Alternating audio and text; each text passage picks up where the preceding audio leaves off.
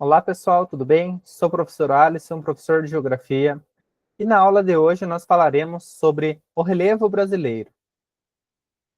Para início de conversa, o que é o relevo? O relevo são as formas que formam a superfície terrestre. Então, todo esse conjunto de formas, elevações, áreas mais baixas, áreas onduladas, áreas mais planas, tudo isso, então, é chamado de relevo. Nós temos várias formas de relevo, como os planaltos, planícies, depressões. Hoje nós falaremos um pouco sobre o relevo brasileiro.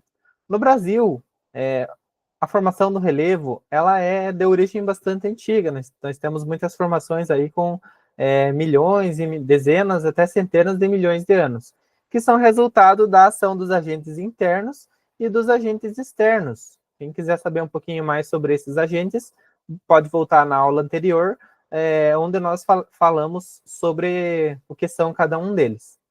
No Brasil, a classificação que nós temos são os planaltos, as planícies, as depressões, e mais recentemente nós temos uma discussão aí relacionada à presença de montanhas no Brasil. Falarei um pouquinho melhor sobre essa questão das montanhas no final dessa aula ainda. Em relação às características do relevo brasileiro, nós temos uma predominância de altitudes baixas, abaixo de 1.200 metros. Poucas áreas do relevo brasileiro passam de 1.200 metros. São mais assim áreas de serra, áreas de pico, áreas mais altas de planaltos. Então nós não temos aí grandes elevações do nosso relevo. Esse mapa, por exemplo, mostra que as áreas mais esverdeadas, quanto mais próximo do verde, mais próximo do nível do mar. Então, aqui a área na região norte, uma área baixa, nós temos as áreas litorâneas, e onde predominam as áreas de planalto e as áreas de serra, é onde nós temos as altitudes mais altas, que podem passar ali dos 1.200 metros, mas são poucas áreas que acabam passando dessa altitude. No Brasil, não há a presença atual de vulcanismo e também não há a presença de cadeias montanhosas modernas, que estão relacionadas lá ao choque de placas tectônicas, como a Cordilheira dos Andes. Então, a Cordilheira dos Andes é um dobramento moderno que é resultado do choque de placas tectônicas. E o Brasil está longe, o Brasil está distante do choque, da área de choque das bordas das placas tectônicas. Então, há aqui uma ausência de vulcanismo atual e há ausência também de dobramentos modernos. Então, atualmente, quem mais age sobre o Brasil são os agentes externos, como a chuva, os rios, os ventos, a ação das águas, dos oceanos, dos mares. Então, são os agentes externos que atuam mais sobre o relevo do Brasil. Por isso, nós temos um relevo que ele é antigo e muito desgastado, mas há uma grande diversidade aí de relevo, uma grande diversidade. Planaltos, planícies, depressões, nós vamos encontrar tudo isso no território brasileiro, que é um território muito grande, né? Um país muito grande. Primeiro, os planaltos. Os planaltos, eles são áreas que estão passando, ou que passaram e ainda estão passando, por um processo de erosão muito grande. Então, são áreas que estão sujeitas a processos erosivos. Então, são áreas com relevo bastante irregular, até como áreas de morros e áreas de chapadas, áreas onde não há, assim, muita uniformidade no relevo. Então, são áreas bastante desgastadas, e há um processo de erosão, como nessa primeira imagem aqui a gente consegue perceber que não é um relevo totalmente uniforme, tem áreas mais altas, que resistiram mais à erosão, áreas mais baixas, que resistiram menos à erosão. Então, aqui seria um exemplo de planalto. Aqui um outro exemplo de planalto também, uma área bastante erodida. Então, a característica do planalto é o relevo irregular e a grande presença de erosão. Então, são áreas aí que estão ainda sujeitas a processos erosivos. Então, relevo irregular e processos erosivos. Isso que marca um planalto. E nós temos vários exemplos de planalto no Brasil, já vou mostrar para vocês. Aqui um exemplo de planalto também, de áreas que estão sendo erodidas. No Brasil, os principais planaltos que nós temos, o Planalto Atlântico, pega toda essa área aqui que eu falei para vocês, que é uma área bastante antiga, bastante desgastada, onde tem a presença das serras. O Planalto Meridional, o Planalto Central, que é bastante conhecido, pega toda essa região central aqui do Brasil.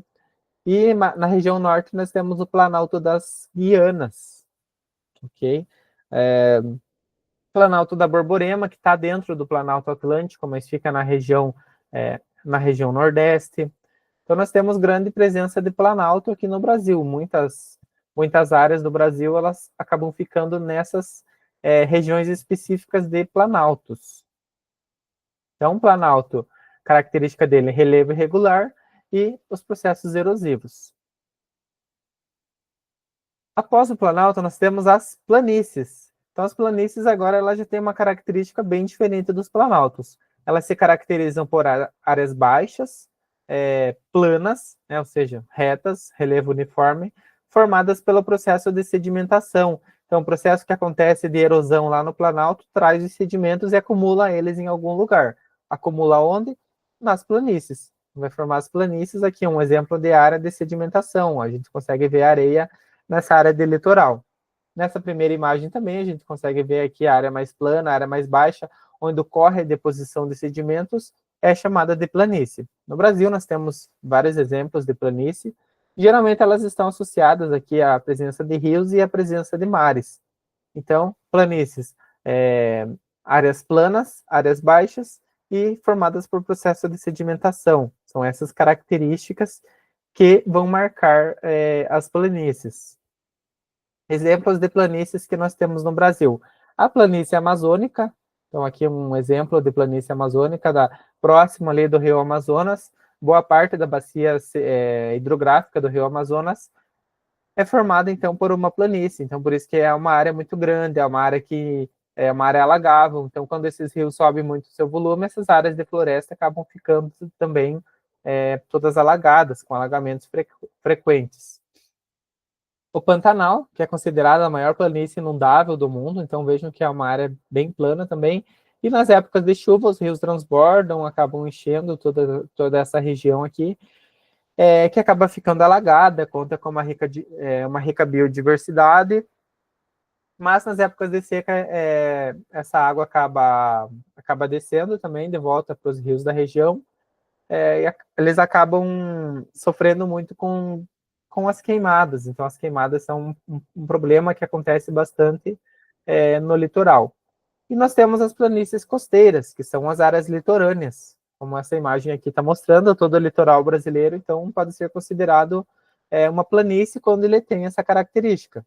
Quando ele tem essas áreas de praias assim, bem extensas, áreas bem planas, podemos considerar, então, como uma planície costeira. Por quê? Porque são áreas baixas, são áreas planas e áreas que recebem sedimentos, áreas que estão propensas ali à sedimentação. Então, essas são as características marcantes das planícies. Planas, áreas baixas e áreas que estão recebendo sedimentos, áreas de sedimentação. E ainda nós temos as depressões. As depressões, elas são consideradas, então, áreas mais baixas em relação ao seu entorno. Então, quando há uma grande diferença aqui de altitude, há um grande rebaixamento, seja por um processo erosivo, ou mesmo por um processo tectônico, pode acontecer uma falha, algum processo tectônico envolvido pode dar origem, então, a uma depressão, que elas podem ser áreas pequenas, podem ser áreas um pouco maiores, ou áreas extremamente grandes. O que vai definir isso também é o tipo de classificação, quem fez essa classificação do relevo. Nós temos a depressão amazônica, que seria um exemplo. Então, elas vão resultar ou de um processo de erosão muito grande, ou de um afundamento da crosta terrestre, por um processo de tectônico. Quando há uma falha, um processo tectônico que faz com que uma certa área tenha um surgimento e a outra área tenha um rebaixamento, nós podemos considerar isso, então, como uma depressão. Então, lembrar sempre dos processos erosivos ou processos relacionados a essa formação.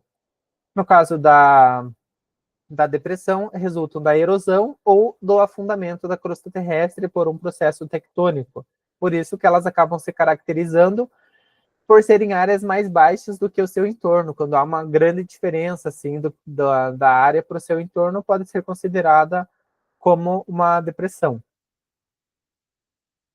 Aqui nesse mapa nós temos apresentadas não só as principais depressões do Brasil, mas nós temos também as outras formações, as depressões, as planícies e os planaltos. Se não tiver muito bom de ver esse mapa aqui no vídeo, vocês podem pesquisar as unidades morfológicas de acordo com o Jurandir Ross. Já vou falar um pouquinho mais sobre os autores, mas é só para vocês terem uma noção, então, de que essa é uma das classificações e como que eles colocam, como que esse autor coloca essas formações aqui no Brasil. Ele coloca aqui os planaltos, as áreas laranjadas, as depressões, as áreas que estão em verdes, e as planícies, as áreas que estão em amarelas. Então dá para ver aqui do Rio Amazonas, dá para ver o Pantanal e dá para ver o litoral também. Conseguimos ver aqui a planície litorânea. Bom, e a formação de montanhas? Será que existem montanhas no Brasil? Por muito tempo considerou-se que não. Considerava-se, então, as montanhas áreas muito altas, acima de 4.000 metros, áreas de dobramentos modernos, onde estava tendo choque de placas tectônicas. Mas uma discussão mais recente, que tem surgido esse ano, a partir da Sociedade Brasileira de Classificação do Relevo, tem colocado que o Brasil possui montanhas, apesar de não ter dobramentos modernos. Então, eles colocam uma outra classificação de montanha, definida por critérios de altitude, áreas acima de 300 metros, com relevo acidentado e origem tectônica antiga, não só a origem tectônica moderna, como os dobramentos modernos. Aí a gente pode considerar algumas áreas, então, como montanhas no Brasil. Áreas como a Serra da Mantiqueira, a Serra do Mar, a Serra do Espinhaço, que está sendo mostrada aqui nessa imagem, e alguns picos, algumas regiões específicas, como o Pico da Neblina, que está no norte do Brasil, que é a região mais alta, que é o ponto mais alto do território brasileiro, o Pico da Neblina, que chega ali a aproximadamente 3.000 metros de altitude. Ok? Então, a partir dessa discussão, vão vir mais discussões, tem que ficar um pouco atento em relação a isso nas próximas classificações do relevo que forem propostas, que provavelmente vai colocar, então, essas áreas aí como áreas de montanhas. E como eu acabei de falar para vocês, o ponto mais alto do Brasil é o Pico da Neblina, com aproximadamente ali 3.000 metros de altitude. Ele fica fica no estado do Amazonas, bem na região norte, tá localizado próximo da região da fronteira com a Venezuela. É uma região de floresta densa, de floresta amazônica, de difícil acesso, mas tem pessoas que sobem lá, que tiram fotos e tudo mais, alpinistas acabam explorando bastante essa região. Então, a região mais alta do Brasil não fica ali na Serra do Mar, não fica na Serra do Espinhaço, e vai ficar, sim, na região norte do Brasil, fica no estado do Amazonas. Aqui um pouquinho, então, das classificações do relevo. Então, essas classificações, elas vão mudando ao longo do tempo, conforme as discussões que vêm, os autores, o que eles propõem, o que é aceito pela comunidade científica ou não.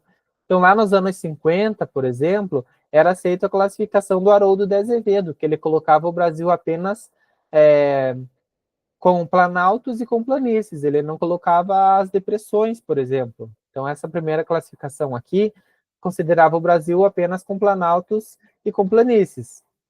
Depois veio a classificação do Jurandir Ross, que é essa daqui, então, é a classificação do Jurandir Ross, que ele coloca, então, as depressões, as planícies e os planaltos. Aqui já é uma classificação mais nova, aqui dos anos 90. Então, ele coloca a presença de planaltos, de planícies, e ele vai colocar as áreas também de depressões no Brasil. Muitas áreas que eram consideradas como planaltos, ele considera como depressões. Então, aqui já é uma mudança de classificação. Então, quando forem fazer as provas de vestibulares, as provas do Enem, toma cuidado com a classificação que eles estão pedindo. Então, se eles estiverem perguntando da classificação do Jurandir Ross, vai colocar planaltos, planícies e depressões. Se estiver perguntando de algum outro autor, como o Haroldo de Azevedo, vão ser planaltos e vão ser planícies.